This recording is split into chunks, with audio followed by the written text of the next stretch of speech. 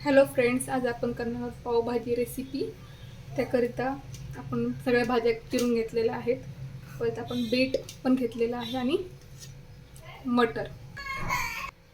पाणी टाकलेलं आहे. आता आपण कुकर लावून घेणार आहोत.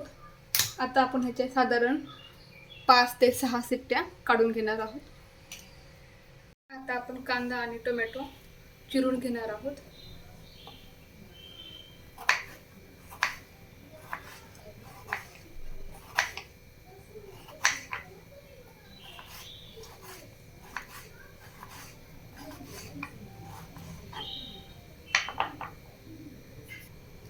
आता आपला कांदा आणि टोमॅटो चिरून झालेला आहे. आता आपण लसूण सोलून घेणार आहोत.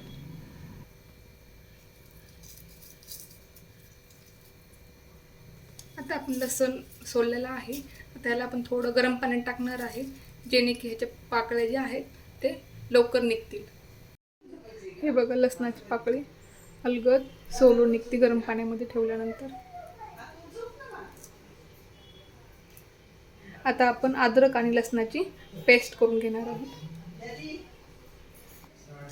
आता आपण कढईमध्ये तेल आणि थोडं बटर टाकलेलं आहे. आता आपण कांदा टाकून घेणार आहोत.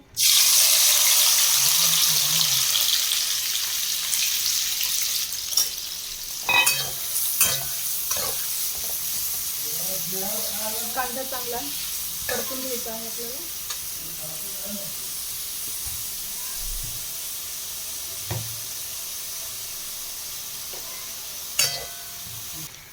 कांदा तर आपला परतत आहे, तोपर्यंत आपण आता भाजी बारीक मॅश करून घेणार आहोत.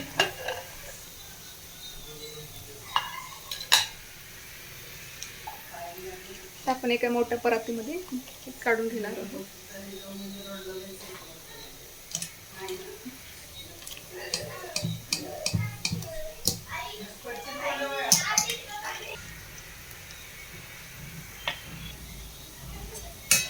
कांदा थोडा परतत आलेला आहे. त्याच्यामध्ये आपण अद्रक लसणाची पेस्ट टाकणार आहोत.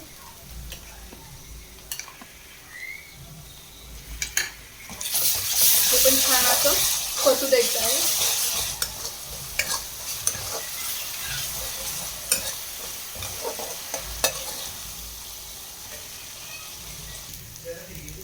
आता आपण अशा पद्धतीने भाजी हे बारीक करून मॅश करून घ्यायची आहे.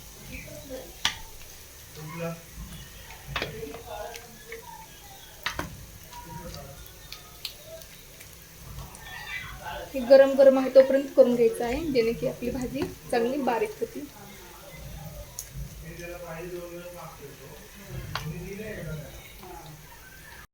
अशा पद्धतीने आपली भाजी सर्व छान अशी बारीक झालेली आहे आणि आपला कांदा बीट छान असा परतून झालेला आहे.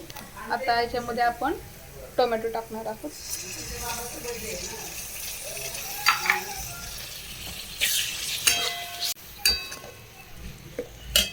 अशा पद्धतीने आपला कांदा आणि टोमॅटो दोन्ही परतून झालेला आहे.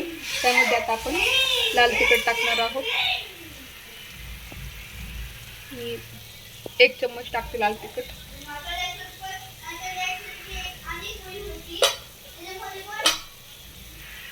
आणि आता आपण पावभाजी मसाला टाकणार आहोत, 3 ते 4 चम्मच. चांगलं तर मिक्स करून घ्यायचं आहे. आता आपला मसाला तयार झालेला आहे. आता याच्यामध्ये आपण भाजी टाकणार आहोत. भाजी मिक्स करून घेऊया.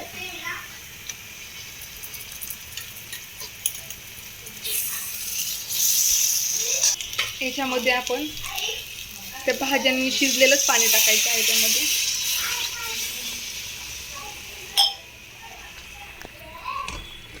तेवढं छान असं मिक्स करून घ्यायचं आहे.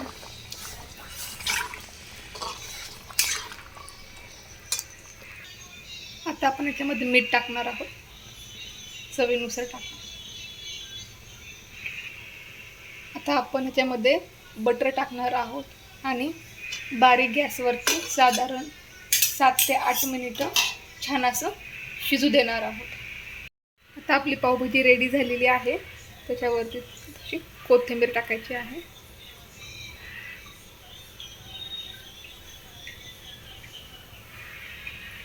पावभाजी एकदम रेडी झालेली आहे. पाव आणि भाजी रेडी झालेली आहे.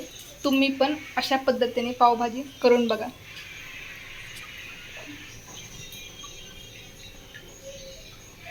धन्यवाद.